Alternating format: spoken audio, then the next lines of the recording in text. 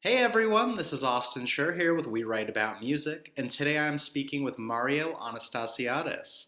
He has just Brilliant. released his all new record titled There's No Place Like Home, and I am super excited to talk to him all about it. Mario, thank you so much for coming on today. How are you doing?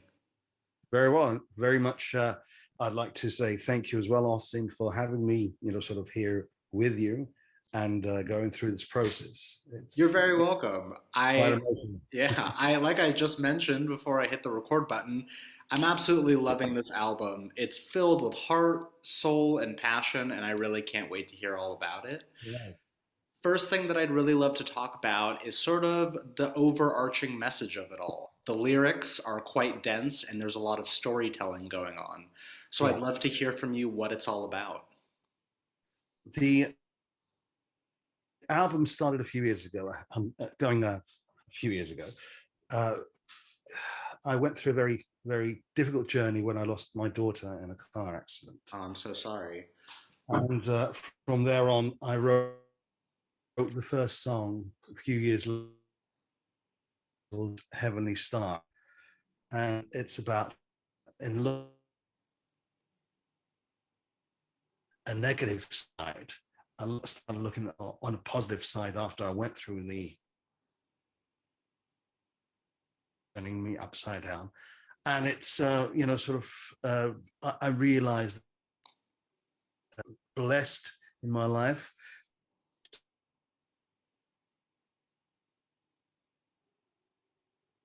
And, sort of that those emotions sort of allowed me to come up with a song. It took a few years, Yeah. 7 get that going in the studio. And I started um, the whole,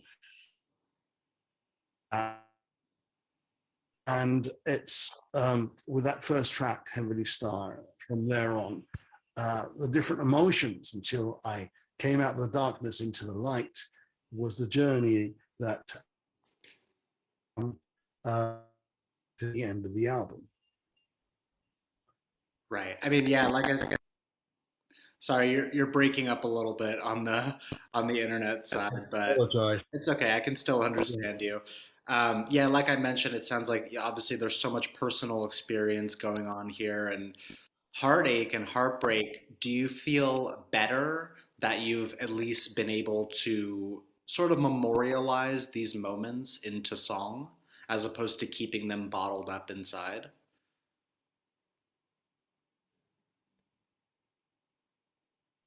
This was my cathartic journey, Sure. and the second track was time. Track were the different emotions I was going through. Right. And at the end of the journey, um, by the last track, I had, as I said, gone through um, the very dark tunnel into the light, and sort of because of the very personal but sort of emotional journey. Also, I think it may relate from so many other people have gone through sort of issues with regards to emotions, Right. with regards to sort of loneliness, heartbreak, and at the end of the day, there is light that we do, sort of have to savor Sure. each every aspect. And sort of this is how by the end of the last couple of songs, last few songs actually, you can see that you feel like sort of let it go and seize the moment. There was tracks there that relate to allowing yourself to precious in so many ways. So, Mario, I like I said, the album is Is that okay? beautiful. I mean, yeah. I think that a lot of people will resonate with the message and find a lot of peace with it. But as far as the sound goes, everything is just so pretty sounding. I think that the production on the record, you've truly nailed it. So, what I would really love for you to talk about here is how the album got put together, if you had any help in the background on the instrumentation, and just sort of like a general overview of everything. Right. Okay. I mean, would you like me to describe each track or how? Just like the album as a whole, like how did it get produced? How long have you been working on it for? Just the main highlights. I worked on the album for about 6 or 7 years, Right. because the emotions as well, and I'd write a track, then I had it produced, and then sort of it was a very difficult journey going through the process of going to the studio many times. It first started with um, I've worked with there was two or three different producers Yeah. on the album. Um, uh, Most of the guitars I've played guitar myself. I play guitar myself, so I wrote the tracks all with my uh, guitar-based sort of scenario, and Sure. that's how I do write the songs.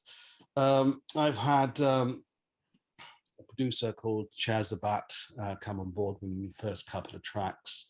That we co-produced the those first tracks together, and we had a quartet come in. Oh. Uh, yeah, whereby they laid the strings as well Hmm. each time. Then I had another producer for two that came, and we could co-produced uh, four or five of the other tracks. Again, John Themis, he works a lot with Boy George and Nice. other. So these guys, sort of they know their business well. And I produced two or three tracks completely by myself as well. Wow. Again, bringing in sort of musicians again as and when needed for each track. Sure. But again, it all related to how I was feeling at the time, the journey I was going through. And sometimes when I was down, the melody would reflect accordingly. And when, sort of, again, I realized the precious sort of moments I spent with my daughter and my family, my Yeah. current family as well. So it's not just sort of we have to savor the moments of the past, but also live in the moment now. So dealing with those emotions is how these tracks were created. It's really a beautiful story. I mean, seriously, the fact that, I mean, so many people work on albums for 6 months or a year, but just the fact that you've been working on this for such a long time and grieving and mourning at the same time, I truly cannot imagine being in your shoes and trying to create something like this, but also reliving the experience at the same time. So great on you. I think I, everyone that listens to this, I will just let them know right now that as beautiful as the music is and as beautiful as everything sounds, to really make those connections in the lyrics because you can just feel the heart come through from start to finish on it. Austin, thank you very much for the empathy there. No, That's really, I'm not just saying that. I do mean it because I can yeah, feel the heartfelt yeah, sort of empathy there, and right, I really appreciate that. right. Yeah. Normally, I would follow up with a question, with what else is in the works, like what do you have on the way, but I don't know if that's an appropriate question because you've worked on this for so long at this point. What can you say? Well, tell you the truth, my past projects were Latin, based Okay. projects. Like I was part of a band called the Latin Touch in Oh, the cool. 90s, and we did pretty well. Signed to BMG Records at the time, and then another one again, Mario and Latino MA, which a lot of the tracks have been synced in many, as you'll see the bio there is many in many sort of films and Sure. sort of series like Ugly Betty and just name a few. Right. But this was completely different out of the out of the norm from what I usually do. However, now I've written quite a few tracks lately, which I'm about to start recording in the future. Of course, with COVID, that has limited the what I can Of and cannot course. do Yeah, at this moment in time. But I am, that is in the very near future. I'm planning to do that, nice. and sort of there is, a bit of a fusion because uh, this style is where it has defined me at this moment in time. Mhm. The last album, but I will be sort of you'll be hearing about me very soon, hopefully with the new tracks I'm going to be in going to the studio. And again, I feel that it the lyric is more now is more in touch with a story. So Sure. how again I'm evolving and how I'm defining myself at this moment in time in my life, and Well, enjoying, of course, at the same time my family, my new grandchild, and all these different emotions that are coming through. I'm really looking forward to that. Like, for those that haven't listened yet, it's mainly an acoustic based album, but I'm looking forward to hearing something a little different from you, definitely on the Latin side and, with some flair and some touch. So Yeah, please make sure to send that to me. I definitely want to give it a listen when it's finished. the first I'll send that to. Thank you. Thank you. So, as far as inspirations go, not necessarily in the creation process of this record, but who did you grow up listening to? Who has had a direct impact on the music that you make in general? Well, there's a variety. I mean, Sure, it's sure. sort of even from the young age. I mean, I'd listen to people like Bob Dylan and Simon and Garfunkel. Sure. And then, I fell in love with, bands like the Eagles, Hmm. Beatles, Rolling Stones. I mean, it's just to say, name a few. Of course, I would at the same time listen to bands like Santana Right. from so it was a diverse, sort of very diverse. Uh, Billy Joel, sort of, Of course. That's what I grew up on. That's what my dad had playing on in the car. really, Oh, really, yeah. yeah, Billy Billy Joel, Elton John, James Elton Taylor, all John. those guys. Oh, James Taylor, Yeah. one of my favorite. James Yeah. Taylor is one of my favorite. One of the greatest songwriters of all time. Absolutely. Absolutely. Yeah. So But these are people yeah, that I grew up and I fell in love, I and I think in was. your situation, I mean, well, sort of.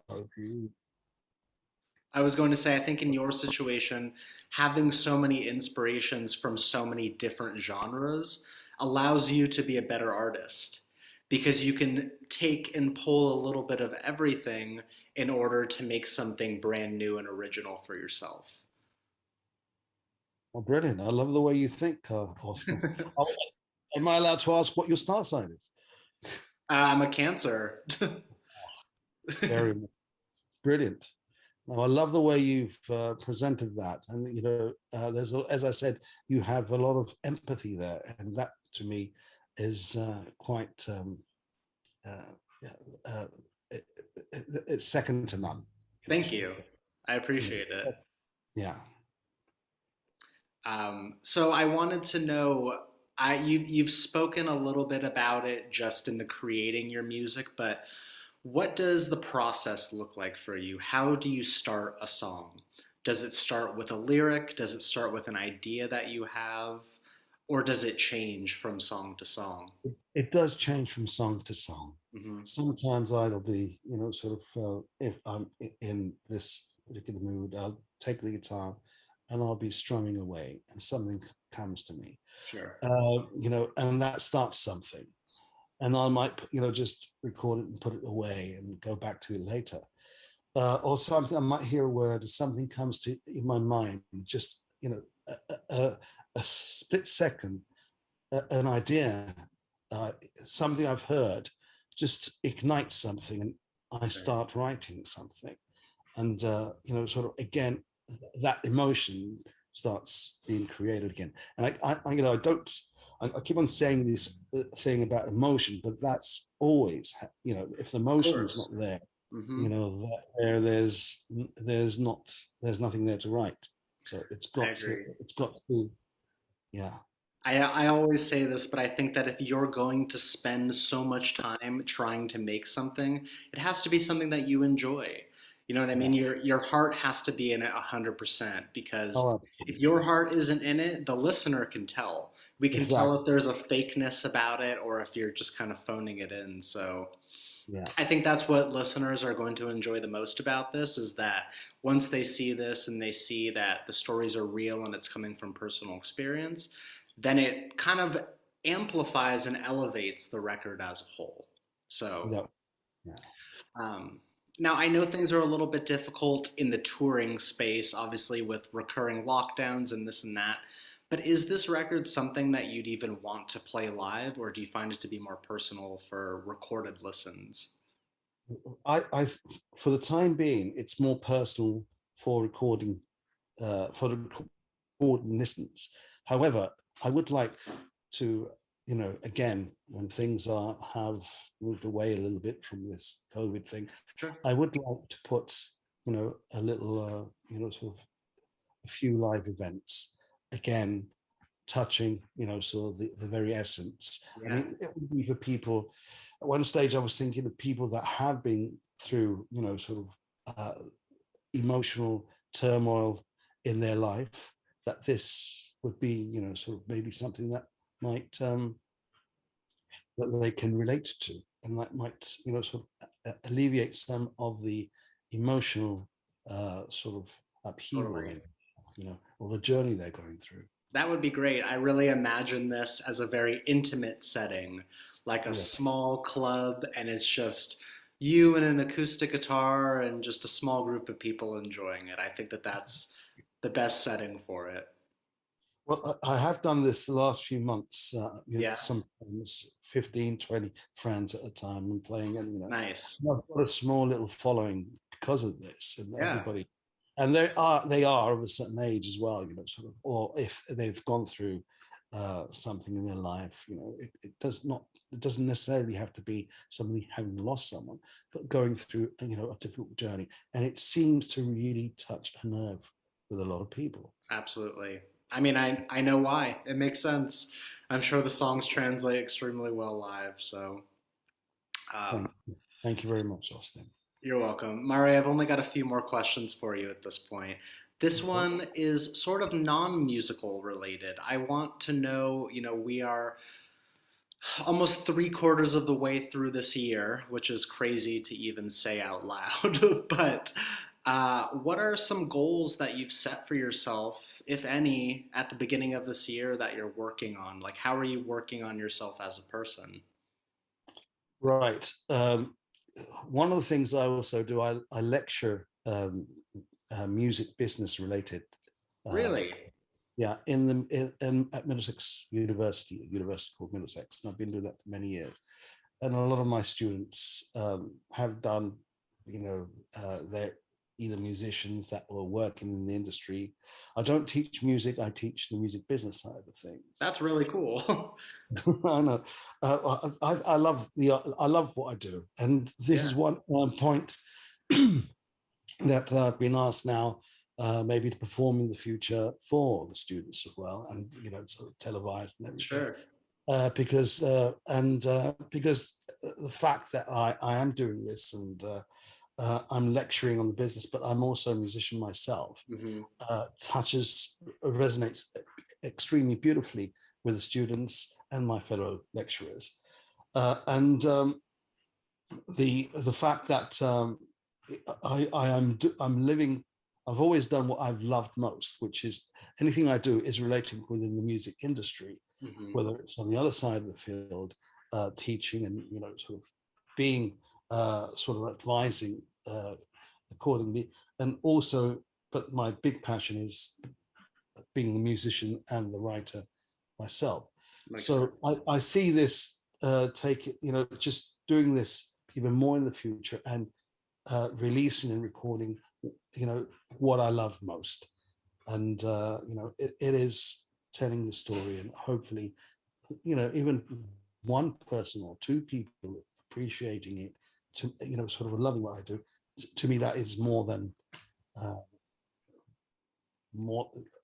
I couldn't expect anything more than I fully believe that. And I think from your students' perspective, the fact that you're just not a professor getting up there and talking without any experience, that's probably why they respect you the most.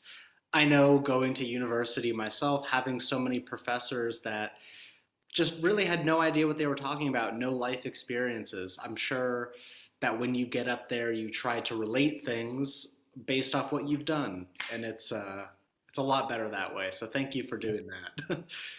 Thank you for asking the question, You're Austin. welcome. Thank you. Mara, yeah, I have one more question for you, Okay. and it's something that I like to end things on with everyone that I get to talk to. Right. The question here is for those that are going to discover you from this, and for those that are going to listen to your music for the first time, what is an opening message that you would like to say to them as they kind of dive into your album? Right. With all the heartaches of this world, Hmm. all the pressures, and maybe the lonely um, moments in their lives, all the issues that they mentally, that we know that people, the stress are going through. I I resolved this for myself by learning to let go, letting it go, and realizing how amazing this life is. Right. Live for today, live in the today, and embrace, you know, everyone around you, because we don't know how long we've got, and it's such a beautiful world.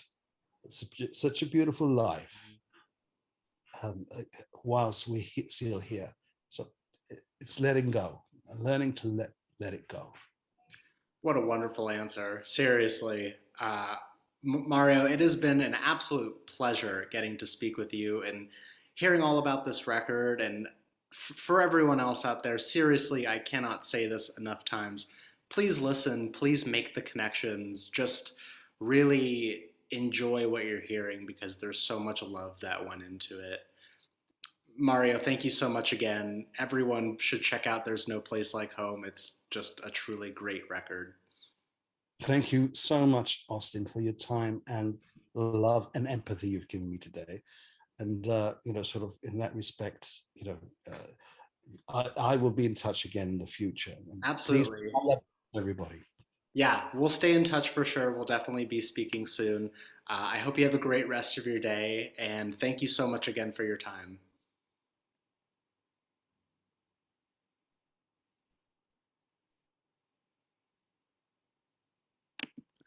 Bye bye. Very much. God bless my friend. Thank you, I'll Austin. see you later. Bye bye. Thank you again.